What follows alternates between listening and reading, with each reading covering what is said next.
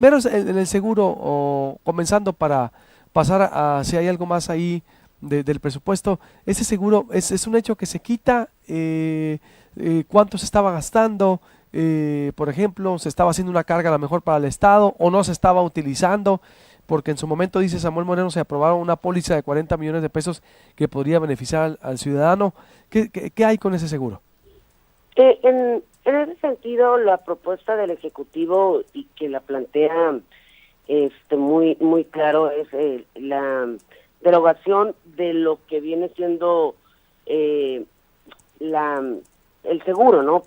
Por así decirlo, el seguro de terceros, de contra terceros, y es una erogación que hacía el Estado alrededor de 40 millones de pesos anualmente, mismos que una póliza muy alta, por lo que deja entrever aquí en la propuesta de reformas, y en ese sentido se eliminaría un gasto que en realidad la siniestralidad que se tiene pues en los últimos años ha sido de no más de 5 millones de pesos, ¿no?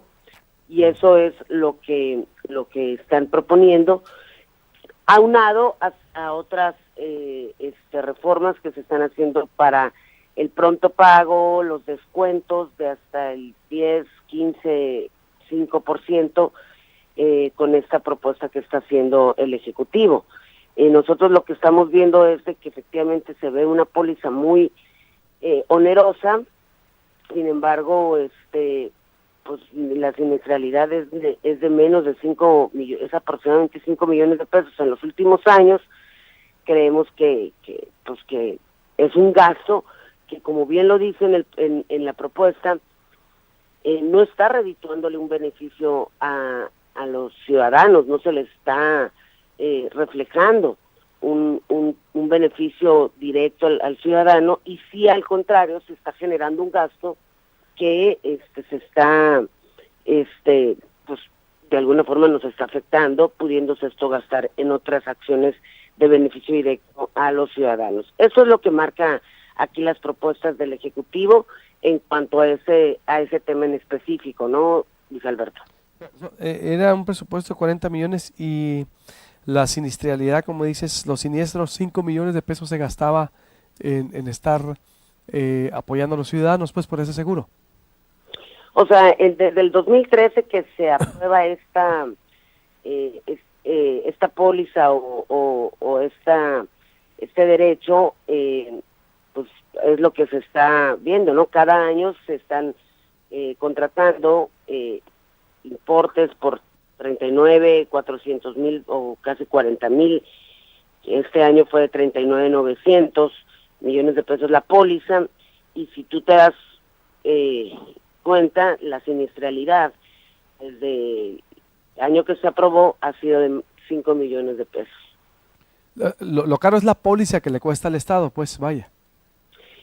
Es una póliza muy alta, y no sé, esas licitaciones que se hicieron desde el 2012 para el 2013, 2014, 2015, 2016, 17, pues son pólizas que de alguna forma tienen que abarcar el número total más o menos de los vehículos con licencia y ofrecer ese servicio. Creo yo que valdría la pena revisarlo más a fondo y ver si nosotros lo podemos modificar, Claro. cambiar, o eliminar o proponer alguna otra medida, ¿no? Para eso es el análisis, para que Sí, nosotros podamos proponer quizás otra medida que ayude más directamente al contribuyente. sí, totalmente, porque si están presupuestado 40, estamos pagando 40 millones de pesos casi por un seguro que no utilizamos, casi, a los números que me das, pues sí, yo creo que es un ahorro significativo, viéndola desde esa óptica. Lo otro es también ver cómo no se descobija el ciudadano, porque decíamos ahorita, Flor, pues ya ves, se quitó el seguro de contrabaches, no recuerdo qué otro seguro, a los prediales, digo, hay ciertas cosas que pues el ciudadano va perdiendo, pero también pues se tienen que ahorrar recursos, digo, las dos perspectivas son interesantes y la que planteas también. No sé si haya, ¿qué más viene, Flor? O Moisés, No, ¿cómo? Ah, Déjame hacer un comentario respecto a ver. a este último párrafo del artículo Sí, 300. claro que sí, compañero. Buenos días. Buenos días, Flor, me da mucho gusto saludarte. Igualmente. Mira, de acuerdo a lo que viene en el documento presentado por el gobierno del estado, se dice que son 79.6 millones de pesos de pago de pólizas. Este seguro fue propuesto precisamente por Samuel Moreno, quien es a quien entrevistaste antes de que nosotros pudiéramos entrar aquí a platicar contigo. Y yo coincido mucho en el tema de que el pago de una póliza de 79.6 millones de pesos es muy alto cuando en promedio, y así lo manifiesta el documento, son 5.2 millones de pesos lo que se ha pagado. Lo que nosotros proponemos es que se establezca un mecanismo precisamente para no dejar descobijado a los usuarios que tengan, a los automovilistas que tengan su licencia vigente, y yo creo que ese es uno de los temas que pudiéramos estar discutiendo en los siguientes días, Luis Alberto. Ok, exacto. ¿Qué especie de candado se deja para proteger al ciudadano contra accidentes? Sí, bueno, pues eso es un tema que hay que revisar. Nos estás pidiendo una opinión Sí, claro. y será un tema que estaremos discutiendo en los siguientes días. Pero Bien. lo que sí hay coincidencia, y lo estoy escuchando de Flor, es, bueno, estamos pagando una póliza de 79 millones de pesos en promedio, como dice el propio documento, y se están erogando 5 millones de pesos. Habrá que ver qué mecanismo identificamos, pero la premisa básica que creo que podemos decirte es que tendremos que proteger precisamente el interés del ciudadano, del automovilista que tenga vigente su licencia. Sí, totalmente. Es decir, algo donde se vea que el ciudadano no pierda, porque pues cada presupuesto, digo, entre aumentos y salario mínimo y todo, por lo menos quitarle algo pequeño, pero también está al otro lado que dicen tú y Flor. Al PAN, ¿ha visto algo ahorita que le preocupe, Moisés? Porque no queremos, siempre nos enteramos de las noticias por ahí en febrero, al tercer mes, que aprobaron en lo oscurito, que negociaron los diputados, es decir, en general, no hablo de personas, sino el conjunto como institución, es decir, de algún impuesto escondido, alguna contribución nueva, algo que ustedes hasta ahorita hayan detectado. Mira, nosotros hemos avanzado en el presupuesto, y en términos generales lo que yo te puedo decir es que por supuesto que hay una previsión de ingresos totales que es un incremento del 13% arriba de lo que se aprobó en el 2017. Hay la parte más importante de esto viene de la propia federación, es decir, una parte importante del incremento de estos ingresos viene de la propia federación.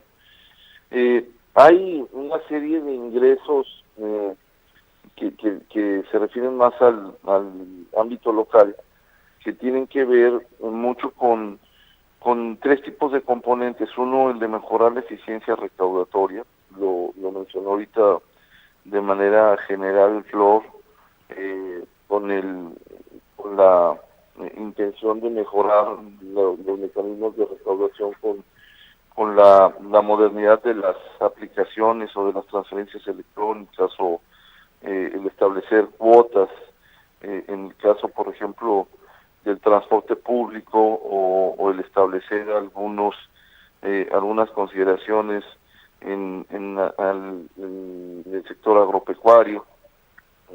Y hay dos temas importantes. La primera es que precisamente los ingresos, lo más fuerte de los ingresos está establecido en dos elementos. Uno, en el tema de lo que son los esquemas de endeudamiento en el corto plazo, en donde se consideran ingresos por financiamiento, por endeudamiento por 5.500 millones de pesos, de los cuales 3.400 están siendo considerados como contratación de créditos o deuda de corto plazo, que representa pues un incremento de más del 200% de lo que pasó en el 2017. Y hay otro componente que se suma, que tiene que ver con considerar como ingresos cerca de 2.100 millones de pesos por diferimiento de pagos, que también representa un incremento de más del 100% respecto a lo que pasó en 2017. Eso en la parte del capítulo de ingresos. No se identifica, al menos no lo hemos identificado hasta el momento, la generación de un nuevo impuesto, pero sí estaremos discutiendo este tema en términos generales que te comento en este momento, ya de manera muy particular en los siguientes días. A ver, me brinca. ¿Está pidiendo más deuda todavía el Estado? ¿5.500 millones de pesos? Sí, hay un ingresos de financiamiento de 5.500 millones de pesos en dos componentes. Uno, una cantidad de 3.400 millones de pesos por contratación de créditos a corto plazo, es decir, deuda a corto plazo, que de acuerdo a la ley de fiscalización no requieren la autorización del Congreso, pero sin embargo pues es considerado como un proceso de financiamiento y deuda al final. Y por otro lado, se consideran ingresos, es decir, para llegar a los 5.500 que te refiero, ingresos por 2.100 millones de pesos por diferimiento de pagos, es decir,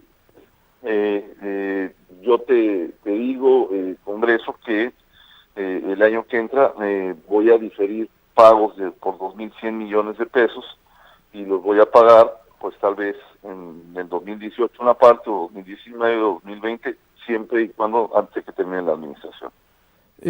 ¿Para qué es esa deuda? Porque nos iríamos hasta las nubes. Si Sonora es un estado endeudado, ¿se justifica lo que está pidiendo el Estado? En verdad, digo, el primer año llegaron con un bono democrático y le metieron a la deuda y la aprobaron todo el Congreso. Es decir, ¿se justifica lo que está pidiendo, Moisés? ¿De acuerdo ustedes? No, sino que me lo explique Flor también. Pero... Yo te lo comento un poquito, Luis Alberto. Yo creo que es un presupuesto acorde a los tiempos y a las necesidades del Estado. Es un año difícil el año que viene. Sin embargo, como bien lo dice mi compañero, los ingresos actuales que se están presupuestando traen un crecimiento. Estamos hablando de 7.900 millones de pesos de ingresos del Estado, propiamente del Estado. Entonces, el financiamiento del que habla nuestro compañero, efectivamente son créditos o son financiamientos a corto plazo que se tienen que estar contratando y se tienen que estar pagando el mismo año. No pueden pasar del año fiscal en el cual se autoriza el presupuesto, por eso mismo no se requiere, de acuerdo a la ley de disciplina financiera, no se requiere la autorización de las 2/3 partes del Congreso. Y los diferimientos de pago son todos aquellos servicios y acciones que se han hecho al gobierno del Estado que el gobierno no ha podido pagar. Y como tú bien sabes, tenemos una cantidad enorme de pagos pendientes a proveedores, a empresas, a servicios que se han otorgado al gobierno del Estado, que no en estos 2 años no se han logrado de limpiar, por así decir, todos los más de 8.000 millones de pesos que se quedaron pendientes de pago de la administración pasada y que estamos difiriendo los pagos. El gobierno tiene que diferir los pagos, no se puede descapitalizar. Entonces tiene que hacer diferimientos de pagos de todas las acciones que se están dando, servicio, obras, proveedores, proveeduría, empresas, al gobierno del Estado. Por eso se le llama diferimiento de pagos. Son adeudos de ejercicios anteriores.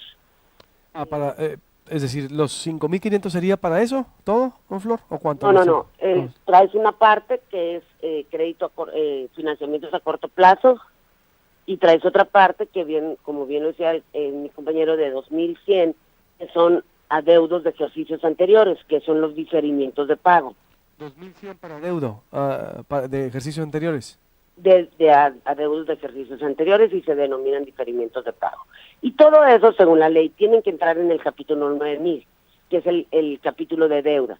No hay contratación de nueva deuda, no hay reestructuración de deuda actualmente, pero sí se tiene que establecer que aquellos ejercicios, en los ejercicios anteriores donde no se pudo pagar o donde no se pagó los adeudos que se tenía el gobierno del Estado con proveedores, con empresas, con compañías, se tienen que presupuestar y se tienen que definir qué es lo que debe el gobierno del Estado, y lo tienes que meter en el presupuesto y lo tienes que diferir, o sea, lo vas a pagar el siguiente año, pero son adeudos de ejercicios anteriores. Mira, A ver, permíteme hacer una precisión. Un poco partiendo de la base de que la interpretación de Flor es la adecuada. Yo te puedo decir que, por ejemplo, el año pasado se pidió diferimiento de pagos por por 1,000 millones de pesos. Es decir, el año antepasado se pidió diferimiento de deuda por algo así como unos 850 millones de pesos. Y este año se están pidiendo diferimiento de deuda por 2.100 millones de pesos. Yo creo que son temas que sin duda podremos discutir.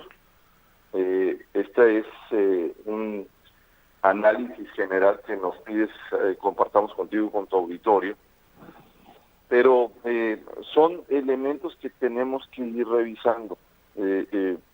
Me parece que el tema en la parte de los egresos tenemos que revisarlo. Hemos hecho una solicitud adicional de información a lo que se nos presentó y vamos a tener en los siguientes días una reunión con el propio secretario de Hacienda y tendremos la comparecencia. Creo yo que el tema, estamos en un proceso de análisis y precisamente Exacto.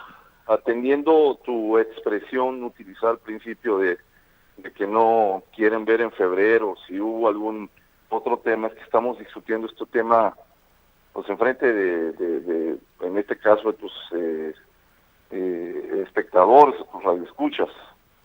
no, por eso, yo digo, la cuestión era saber si había algo preliminar, digo, habrá tiempo de discutirlo, pero era por lo menos tener un análisis preliminar de lo que vendría y que se comprometerá al Congreso a que no haya sorpresas y que Los ese generales, punto. creo, Luis Alberto, disculpa, pero estamos iniciando el análisis.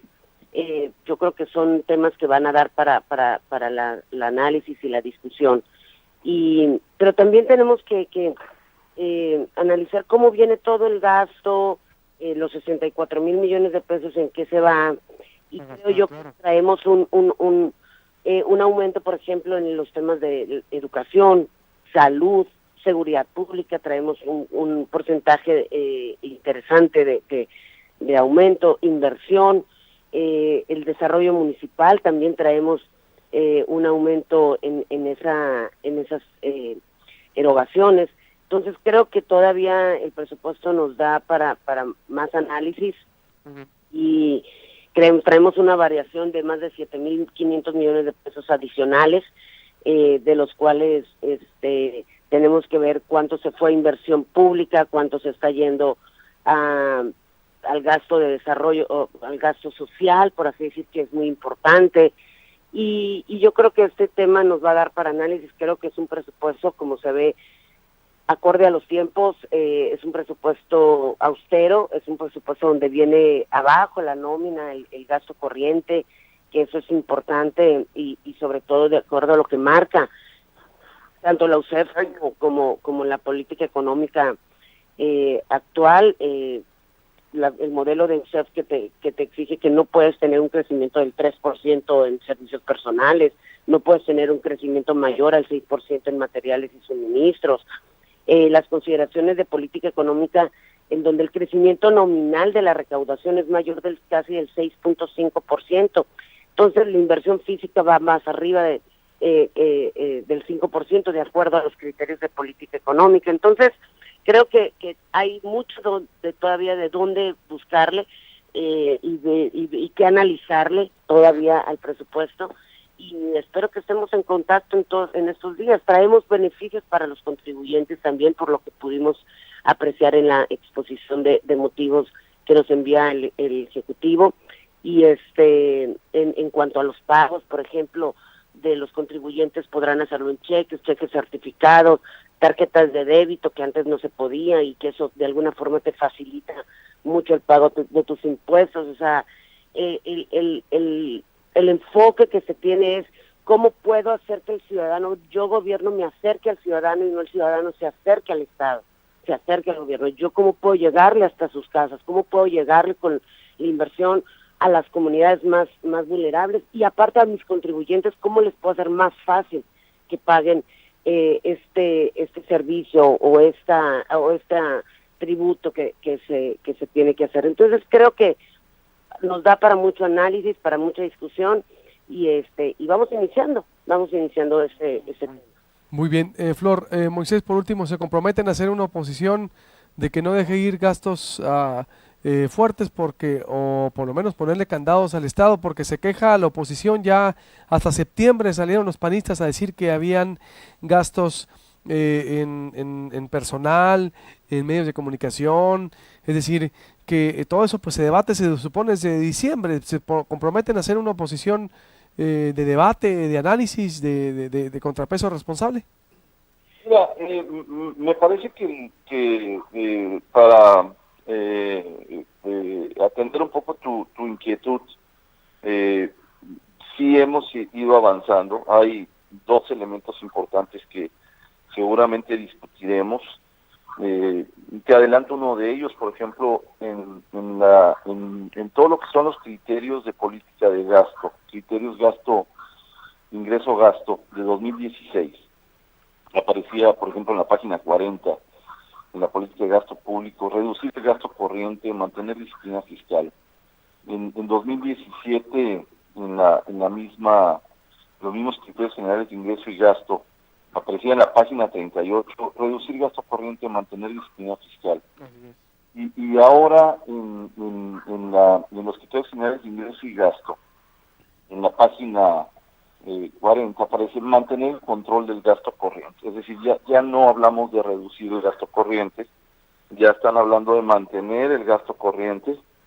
Y hay dos elementos importantes que están correlacionados con estos criterios generales de ingreso-gasto. Uno es que el gasto previsto para el Estado, es decir, incluidos todos los organismos, el Poder Ejecutivo, Legislativo, Judicial, tiene un aumento del 13.4% respecto a lo autorizado en el 2017. Pero una cosa es lo que autoriza el Congreso y otra cosa es lo que ejercen las entidades. De hecho, el INCO hace algunos días hizo una publicación respecto a los diferenciales entre lo que los congresos de los estados le autorizan a las entidades o a los gobiernos para gastar.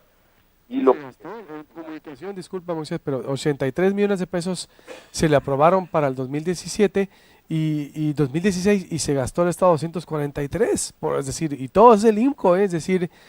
Pero el asunto general, tienes razón, pero lo que tienes que analizar es en lo particular cómo se comportaron los diferentes órganos, es decir, tanto el Poder Ejecutivo, Legislativo como el Judicial, y cómo participaron los diferentes organismos. En elementos importantes te puedo decir que en términos generales todos los organismos están planteando el tener un incremento del 13%, en el caso del Ejecutivo es del 9.4%, y se destaca un incremento en plazas, en dependencias no relacionadas en lo que habla Flor, que es seguridad, salud y educación. Habremos de revisar precisamente en este análisis cómo se comporta esta parte. ¿En qué? ¿Plazas de qué? ¿Más contratación en dónde propone el Estado? En plazas no relacionadas directamente con esto. Con seguridad, educación. ¿Cuántas plazas, Moisés? Mira, en términos generales, no tengo ahorita el dato aquí a la mano, pero lo que sí te puedo decir es que va a ser parte de lo que vamos a analizar. Pues esperemos, Moisés, en verdad, porque les han metido muchos goles, muchos goles, y si no es así, digo, les falta mucho más carácter y debate a ustedes como oposición, porque pues, son los que deberían defender a los ciudadanos, y al final les meten los goles los peristas, en verdad. Puedo entender tu expresión, Hablé yo con tu productor hace unos días y le dije que estábamos en este proceso de análisis. Muy bien, no, por eso. Estoy compartiendo contigo lo que hemos avanzado en el análisis. Muy bien, por eso. Vamos a esperar y con mucho gusto los vamos a entrevistar, Moisés. Te agradezco mucho tu tiempo. Y igual, Flor, te agradezco mucho tu tiempo. Gracias, Luis Alberto, y estamos pendientes en los siguientes días para cualquier información y a la orden, cualquier duda que se tenga. Claro que sí, a los dos, como siempre, su tiempo. Aquí están abiertos los micrófonos.